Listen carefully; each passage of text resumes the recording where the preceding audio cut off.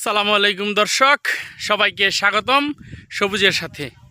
আমাদের দিনাজপুর ডায়েরির আরও একটি ভিডিওতে আপনাদেরকে স্বাগতম। এবং ইতিমধ্যে আপনারা কিন্তু দেখে আইডিয়া করে ফেলেছেন আপনাদেরকে এই ব্লগে কি দেখাতে যাচ্ছি। হ্যাঁ, দিনাজপুর মানেই কি? দিনাজপুর মানে হচ্ছে লিচু। দিনাজপুরের আরেক নাম হয়তোবা এই মৌসুমি ফল, লিচুর দেশ, লিচুর এলাকা না বললে চলে না। আমরা এখন একটা লিচু বাগানে ঢুকছি, দেখুন। এবং এই এটা কিন্তু একটা প্রত্যন্ত গ্রাম অঞ্চল।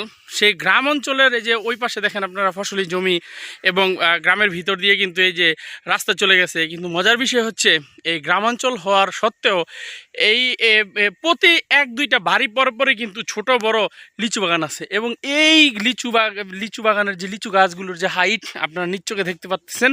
দেখেন, লিচু গাছগুলো খুব বেশি বড় না, আবার একেবারে ছোটও না, কিন্তু এগুলোর মধ্যে ভরপুর ফলন হয় এবং মানে চমৎকার লাগতেছে। এখন একটিবার ভাবুন, এই এই এই- এই জায়গাটার মধ্যে আমরা এমন হয়েছে যে কি বলে, সামারে আসছি, গ্রীষ্মকালে আসছি, এবং এখানেই সেই সময় থোকায় থোকায় হলুদ হলুদ লিচু, পাকা পাকা গোলাপি লাল লিচুগুলো এখানে ঝুলে থাকে।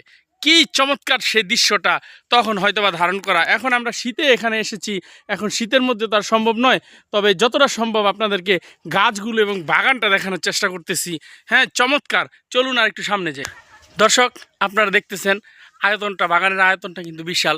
আমরা এইখান দিয়ে ওই রাস্তা দিয়ে প্রবেশ করেছি ওইখান থেকে, এবং এই পাশেও লিচু গাছগুলো আসলে চমৎকার লাগছে আমার কাছে। আশা করি আপনাদেরকে যদি একটু ক্যামেরা অ্যাঙ্গেল নিচু করে দেখাই, দেখেন গাছগুলো, দেখেন ওই যে রাস্তা, ওইখানে বাগানের ভিতরে মানুষজন কাজ করতেছে।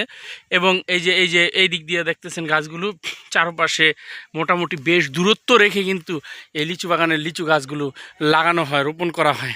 আসলে আর বেশি কথা বাড়াবো না, খুব ছোট্ট পরিসরে আপনাদেরকে এই দিনাজপুরের যে লিচু দেশ, লিচুর শহর দিনাজপুর কেন বলা হয়, এটা সম্পর্কে ছোট্ট একটা ধারণা হয়তো বা দিতে পারলাম।